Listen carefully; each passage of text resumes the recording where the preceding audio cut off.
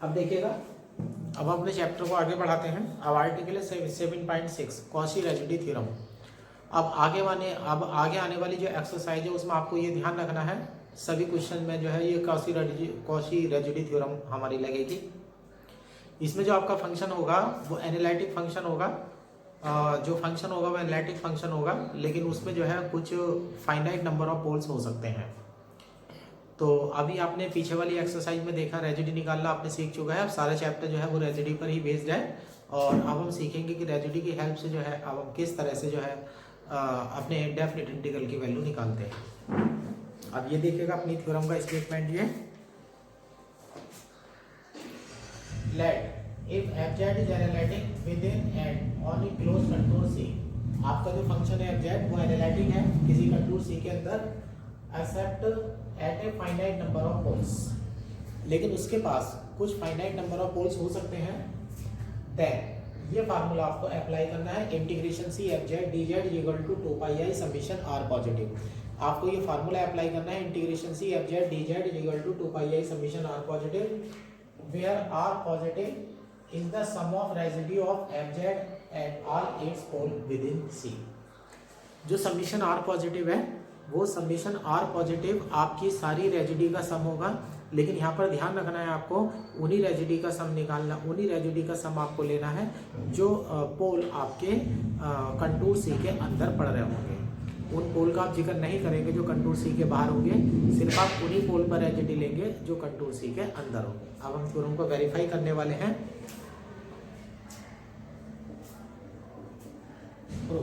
अब हमारा function analytic है, लेकिन उसके पास कुछ फाइनाइट नंबर ऑफ पोल्स हैं। अब ये मान लीजिएगा, let z1 z2 dot dot zm are poles of F Z within सी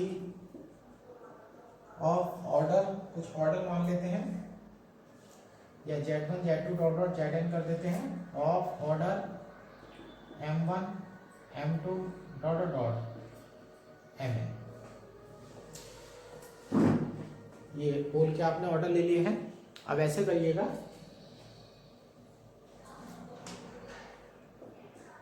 अब हम इसमें कॉशी थ्योरम लगाने वाले हैं मल्टीपल कनेक्टेड रीजन के लिए। अब ये हमारा जो कंटूर सी है, जितने भी इसमें पोल आपके कंटूर सी के अंदर पड़ते हैं उन सबको सेंटर मान करके और छोटे से छोटी रेडियस लेकर के उनको सर्किल के अंदर बंद कर दीजिएगा। और शर्त यह है कोई भी दो सर्किल जो है वो आपस में इंटरसेक्ट नहीं करने चाहिए, और कोई भी दो सर्किल जो है वो आपस में इंटरसेक्ट नहीं करने चाहिए। जो आप सर्किल लेंगे वो सर्किल 101% एक दूसरे को इंटरसेक्ट नहीं करेंगे, यानी कि कोई ना कोई छोटी रेडियस जो है, मान लीजिएगा रो, वो इस प्रकार से जरूर होगी कि कोई भी दो सर्किल आपस में एक दूसरे को इंटरसेक्ट नहीं करेंगे। ये बात पहले भी बताई गई थी, क्योंकि जो पोल्स होते हैं वो आइसोलेट होते हैं, यानी कि किन्हीं भी दो पोल के बीच में जो है जरूर 100% कोई ना कोई पॉइंट जरूर होता है, उनका नेबरहुड जो है ऐसा जरूर होता है जिसमें फंक्शन एनालिटिक नहीं होता है। तो यानी कि पोल जो है वो आइसोलेट होते हैं, तो आप सभी पोल को सेंटर मान करके और छोटे से छोटी कोई ना कोई रेडियस आपको ऐसे जरूर मिल जाएगी, जिसे लेकर के जब आप सर्किल ड्रॉ करेंगे तो कोई भी जो सर्किल है वो आपस में एक दूसरे को इंटरसेक्ट नहीं करेगा। अब कंटूर सी के अंदर कुछ सर्किल दिखा देते हैं, ये देख लीजिएगा। मान लीजिएगा ये Z1 है, इसके लिए सर्किल गामा 1 है, ये पोल Z2 है, इसके लिए सर्किल गामा 2 है, ये पोल मान लीजिएगा Zn है, और इसके लिए जो सर्किल है वो गामा है। ये कितने भी बना दीजिएगा, इसका कोई रोल नहीं है, क्योंकि डॉट डॉट Zn तक ये पोल्स हमारे जा रहे हैं। और यहाँ पर जो है सारे सर्किल जो है उन सर्किल के नाम gamma 1 gamma 2 dot dot gamma n डाले गए हैं। और ये ध्यान रखना है कि जितने भी सर्किल हैं सबकी रेडियस जो है वो रो सेम है सबकी। अब थोड़ी सी थ्योरी लिख लेते हैं।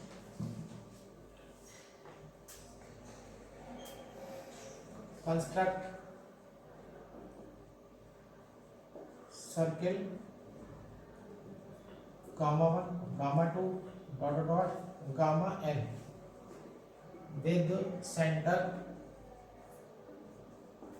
Z1, Z2 dot dot Zn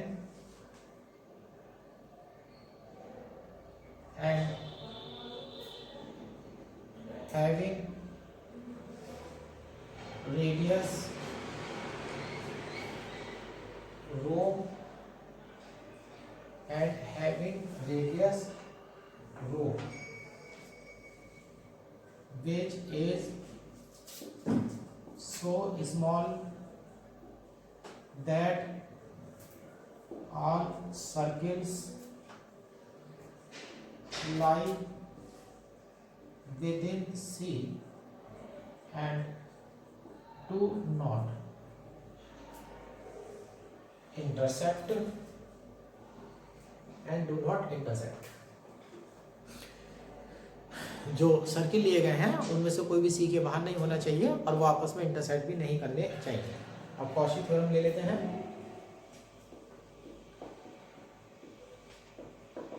bye Cauchy theorem for multi connected region, इधर हो जाएगा integration C F Z D Z is equal to integration gamma one function of Z one, function of एक एक circle पर चलते चलिएगा, function of Z D Z integration gamma two function of Z D Z plus dot dot integration gamma N F Z D Z. अब आपके पास ये value आ चुकी है, ये इक्वेशन नंबर वन। अब इसमें से किसी एक की वैल्यू निकाल करके फिर सिमिलरली में चले जाएंगे। अब हम अब देख लीजिएगा, चूंकि एफ जेड एक पोल ले रहा हूं मैं, F Z has pole and Z is equal to Z one of order m1।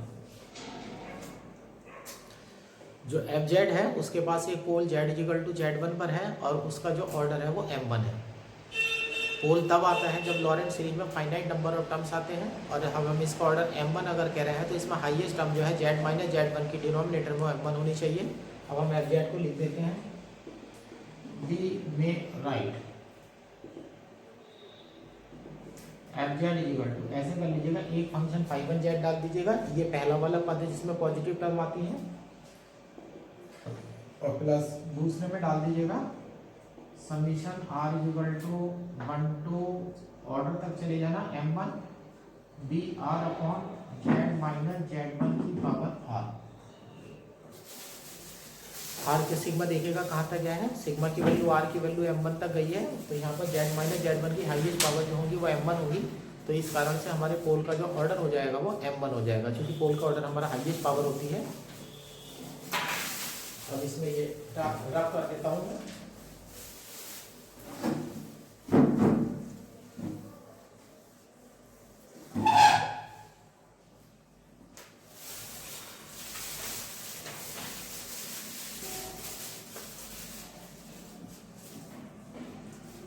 अब यहाँ से इस इंटीग्रेशन की वैल्यू निकाल दीजिएगा। नाउ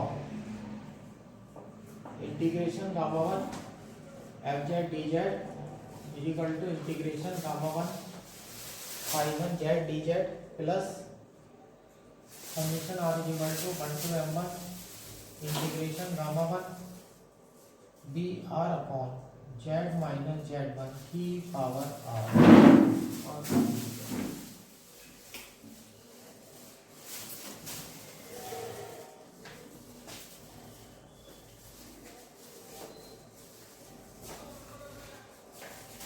जो टेलर थ्योरम होती है उस टेलर थ्योरम में पहला वाला जो पद होता है उसमें z माइनस z1 की पावर पॉजिटिव होगी, तो वो तो इनफाइनाइट हो नहीं सकता, तो वो फंक्शन एनालिटिक है। तो कॉची थ्योरम के अनुसार ये पहला वाला जो पद है वो उसमें जीरो में चला जाएगा। अब ऐसे ले लेते हैं, since phi one is analytic within gamma one then by Cauchy theorem integration gamma one phi one Z D Z equal to 0। Now अब बनता है हमारे पास integration f1 Z D Z integration gamma one और ये summation r equal to 1 to m1 integration gamma one B R upon Z minus z1 की power r dz। ये हमारे पास वैल्यू बन चुकी है यहाँ पर।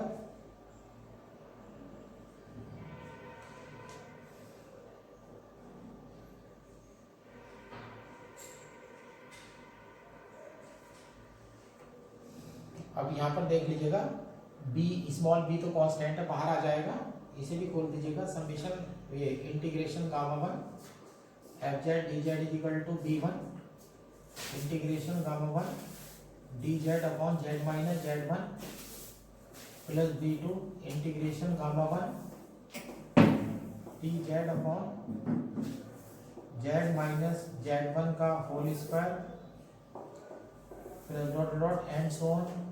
और सबसे लास्ट वाला B m1 integration gamma one D Z upon Z minus z1 की पावर m1। अब आप गामा वन वाले सर्किल के बारे में सोचिएगा। गामा वन वाला सर्किल देखिएगा, गामा वन वाले सर्किल का जो सेंटर है वो z1 है और रेडियस जो है सारे सर्किल की हमारी रो डाली गई थी, तो ये हो जाता है चूंकि equation of gamma one is mod Z minus z1 equal to rho, तो Z minus z1 equal to rho E की पावर आई थीटा, डिफरेंशिएट कर दीजिएगा D Z equal to I rho E की पावर आई थीटा डी थीटा।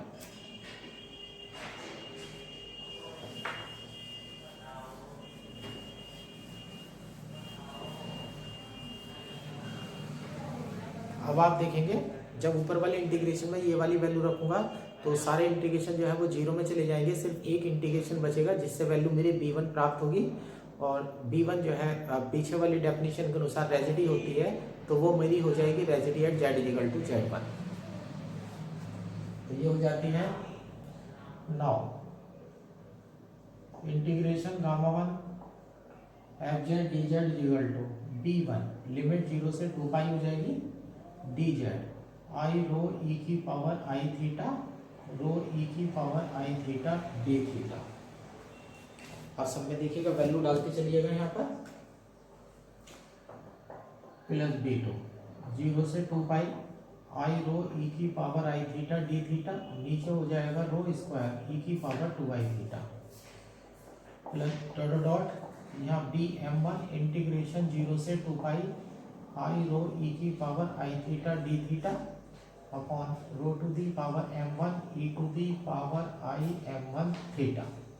सब में power आती चली जाएगी। अब देखिएगा इस पहली टर्म में तो रो ई की पावर आई थीटा तो कट जाएगी, तो ये हो जाएगा b1 और यहाँ हो जाएगा 2 pi I b1 into 2 pi आई हो जाएगा प्लस यहाँ आई बाहर आ जाएगा b2 बाहर आ जाएगा अपॉन में रो बाहर आ जाएगा इंटीग्रेशन 0 से 2 पाई हो जाएगा ई की power minus i theta D theta plus dot dot. सबसे लास्ट में हो जाएगा आई बी m1 हो जाएगा अपॉन रो की पावर m1 माइनस 1 हो जाएगा इंटीग्रेशन 0 से 2 पाई हो जाएगा और e to the power I m1 minus 1 d theta. अब e to the power I theta हो या e to the power minus i theta हो तो वो cos theta plus i sine theta होता है, माइनस आई साइन थीटा भी होगा माइनस वाले में, और 0 से 2 पाई में इंटीग्रेशन की वैल्यू जो है सारी जीरो हो जाएंगी। तो आप देखेगा ये इस वाली टर्म को छोड़ करके जितनी भी टर्म है वो सारी की सारी आपको जीरो दी जाएगी।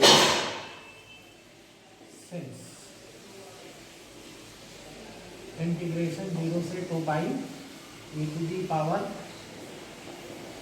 आई theta D theta equal to, यहाँ भी माइनस लगा देता हूँ, equal to 0 is k not equal to 0। अगर के नॉट इक्वल टू 0 है तो ये सारी वैल्यू चली जाएंगी। तो देखेगा यहाँ पर क्या बचता है integration gamma one F Z D Z equal to 2 pi I b1। अब b1 आपको सिखाया गया था कि रेजिडी होती है पोल पर, और इस समय जो हम काम कर रहे थे वो पोल z1 पर काम कर रहे थे। ये हो जाएगा 2 पाई आई और इसको लिख दिया जाएगा residue at z is equal to Z1। अब एक सर्किल की वैल्यू आपके पास आ चुकी है। Similarly integration gamma two f Z D z जब आप करेंगे तो 2πi into residue z is equal to Z2 आएगा एंड सो ऑन। इंटीग्रेशन सबसे लास्ट में था gamma M1 gamma N, circle का नाम f Z D Z is equal to आ जाएगा 2πi और ये बन जाएगा residue z is equal to Z1। अब सारी वैल्यू जो है उठा करके आप इक्वेशन नंबर 1 में डाल दीजिएगा।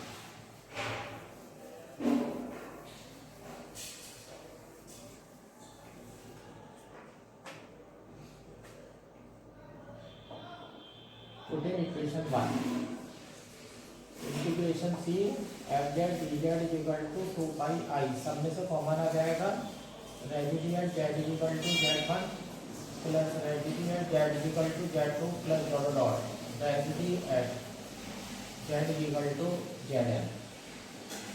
Integration C F Z D Z is equal to 2πi summation r पर। ये देखिएगा अच्छी थ्योरम है। तो कॉची-रेजी थ्योरम आपने देखी, कैलकुलेशन में भी बहुत आसान है और जो वेरिफिकेशन है वो बिल्कुल सिंपल है। अब इसका बेस हम क्वेश्चन जो है करने जा रहे हैं। अब जितना भी चैप्टर बचा हुआ है हर क्वेश्चन में जो है ये थ्योरम आपको अप्लाई करनी ही करनी होगी।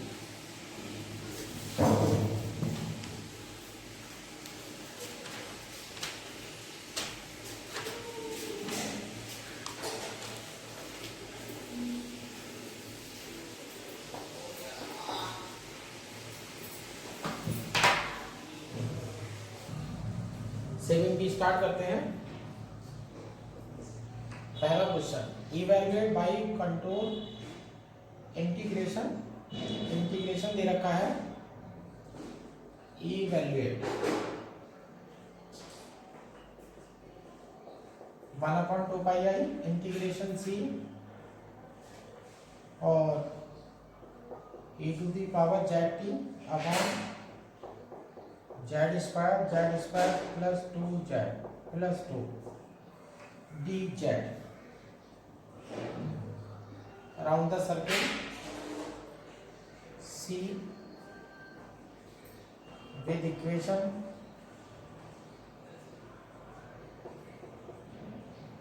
mod z is equal to 3।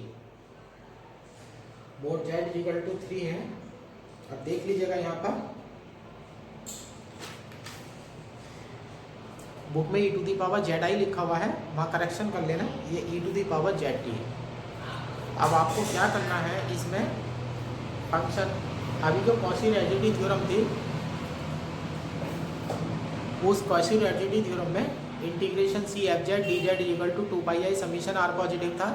अब जितने भी क्वेश्चंस होंगे उन क्वेश्चंस में आप क्या ध्यान रखेंगे, जब फंक्शन इंटीग्रेशन के जिस फंक्शन का इंटीग्रेशन करना है उसे आप एफ जेड निकाल ले लेंगे, फिर उसके पोल्स निकालेंगे और सारे पोल्स नहीं लेंगे, वही पोल लेंगे जो सर्किल के अंदर पड़ेंगे। तो वो सारे पोल आप लेंगे जो सर्किल के अंदर पड़ेंगे और उन पर रेजिडी निकालेंगे और सभी रेजिडी का सम करके 2πi से मल्टीप्लाई करेंगे और आपके इंटीग्रेशन की वैल्यू जो है वो आ जाएगी। अब देख लीजिएगा ये इंटीग्रेशन वाली ये टर्म हटा लीजिएगा, let F Z is equal to e to the power ZT upon Z square plus 2Z plus 2 poles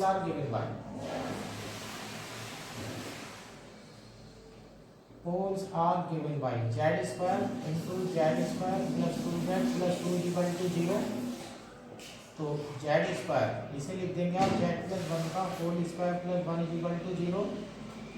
Z का स्क्वायर है तो 2 बार 0 आएगा, ये 1 उधर चला जाएगा तो माइनस का 1 बनेगा, प्लस माइनस i आ जाएगा, कॉमन -1 प्लस माइनस i।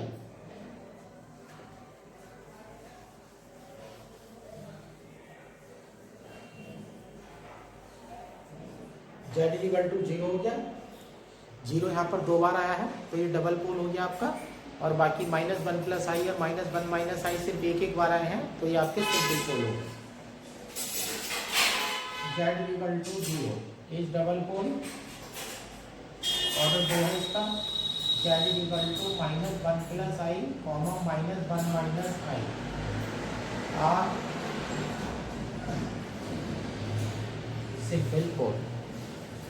अब आप पीछे वाली एक्सरसाइज में चले जाइए जो इससे लास्ट वीडियो में सिखाया गया था, डबल पोल, यानी कि ऑर्डर 2 है तो आप फार्मूला अप्लाई करने वाले हैं इसके लिए, जेड स्क्वायर के लिए।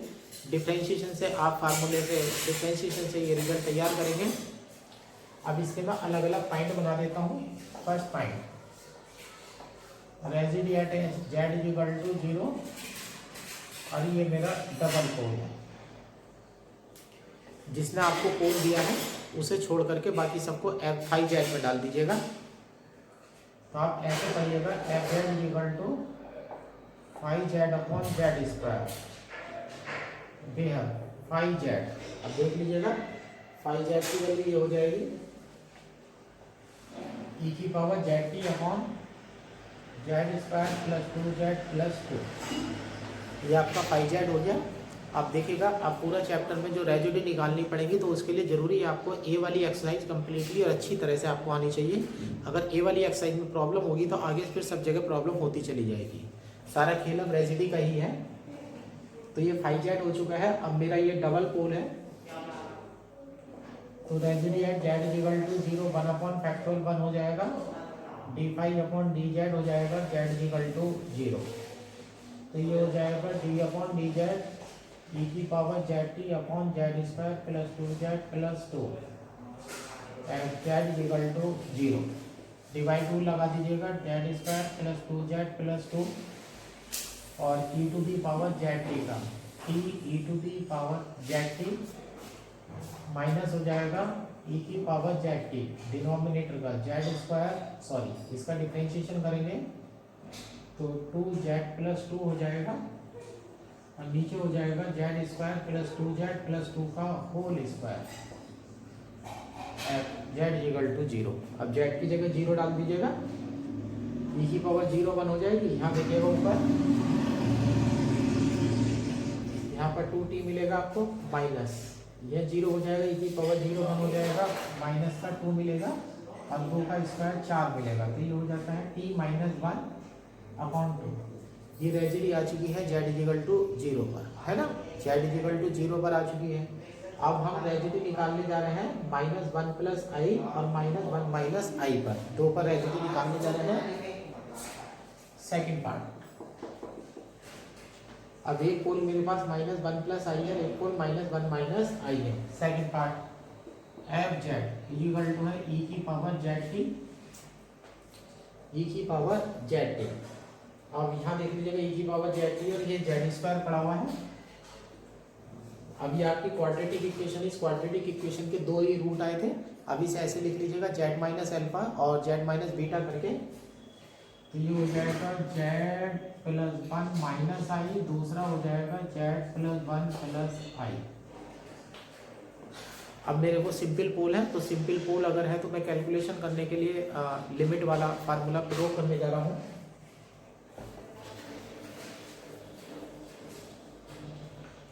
अब देखिए यह रेजिडी एट, ये वाला पॉइंट लीजिएगा, residue at z equal to -1 plus i is equal to limit z tends to -1 plus i हो जाएगा और जेड प्लस 1 माइनस आई और एफ जेड हो जाएगा। तो ये हो जाएगा limit z tends to -1 plus i हो जाएगा। और यहाँ देख लीजिएगा ये वाली टर्म जो है कैंसिल हो जाएगी, ये हो जाएगा ई की power z t upon Z square आ जाएगा। ये टर्म हमारी कैंसिल हो चुकी है और ये हो जाएगा जेड प्लस 1 प्लस आई। आप वैल्यू डाल दीजिएगा ई की पावर टी -1 प्लस आई अपॉन जेड स्क्वायर -1 प्लस आई का होल स्क्वायर हो जाएगा। और यहाँ देखिएगा -1 और +1 कैंसिल हो जाएंगे और ये हो जाएगा डिनोमिनेटर में 2i।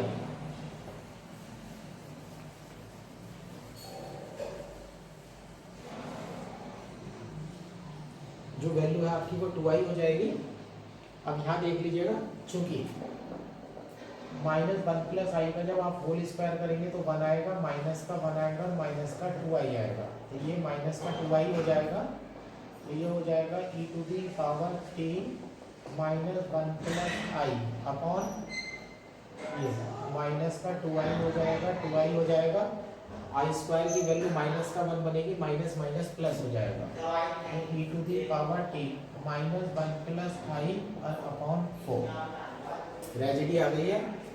दूसरी लेने चलिएगा, residue at z is equal to minus 1 minus i is equal to limit z tends to minus 1 minus i z plus 1 plus i f z. तो ये हो जाएगा limit z tends to minus 1 minus i. अब ये वाला factor cut जाएगा, e की power z t upon Z square आ जाएगा और जेड प्लस 1 माइनस आई आ जाएगा। जब आप वैल्यू रखेंगे तो e की power t minus 1 minus i आ जाएगा और z square minus 1 minus i का होल स्क्वायर आ जाएगा। और यहाँ देखिएगा माइनस 1 माइनस प्लस का 1 ये आपस में कैंसिल हो जाएंगे और ये आ जाएगा माइनस का 2i। तो e to the power t minus 1 minus I upon minus का स्क्वायर करेंगे तो प्लस 1 आ जाएगा, यहाँ 2i आ जाएगा और यहाँ माइनस 2i आ जाएगा। तो e to the power t minus 1 minus i और बटे 4। आप देखिएगा रेजिडी आपके पास आ चुकी है। एक रेजिडी आपके पास ये आई थी, एक रेजिडी आपके पास ये आई है और एक रेजिडी जो है आपके पास ये आई है। इस प्रकार से जो है आपके पास सारी रेजिडी जो है आ चुकी हैं। अब मैं लगाने वाला हूँ बाई कॉची रेजिडी थ्योरम। अब यहाँ पर मैं कॉची रेजिडी थ्योरम लगाने वाला हूँ।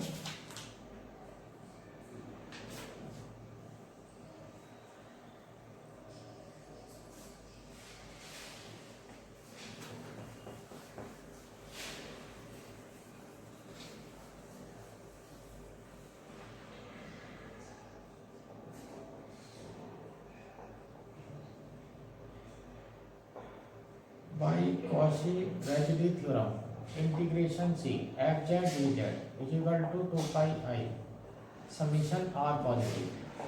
तो 1/2 हो जाएगा इंटीग्रेशन सी एफ जेड की value e to the power z t upon Z square plus 2z plus 2 और यहाँ d Z is equal to summation r positive बचेगा। बस सारी रेजिडी का सम कर लीजिएगा। सबसे पहले ये आई थी t minus 1/2 e to the power t के साथ माइनस 1 प्लस आई अपॉन 4 और plus e to the power t के साथ माइनस 1 माइनस आई अपॉन 4। तो t माइनस 1/2 और यहाँ देखिएगा e to the power minus t और e to the power i t बनेगा e to the power minus t upon 2 बाहर ले लीजिएगा और यहाँ बनेगा e to the power i t और plus e to the power minus i t upon 2। तो ये बन जाता है t minus 1/2 e to the power t minus 2 और ये बन जाता है आपका cos t। और इस तरह से जो है आपके इंटीग्रेशन की जो वैल्यू है वो आ चुकी है। बुक में जो आंसर है वो गलत दे रखा है, आप उस आंसर को सही कर लीजिएगा।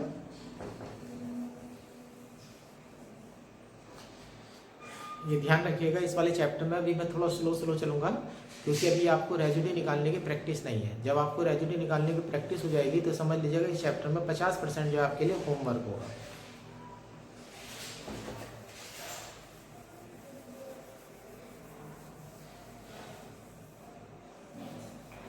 अब दूसरे क्वेश्चन में चलिएगा।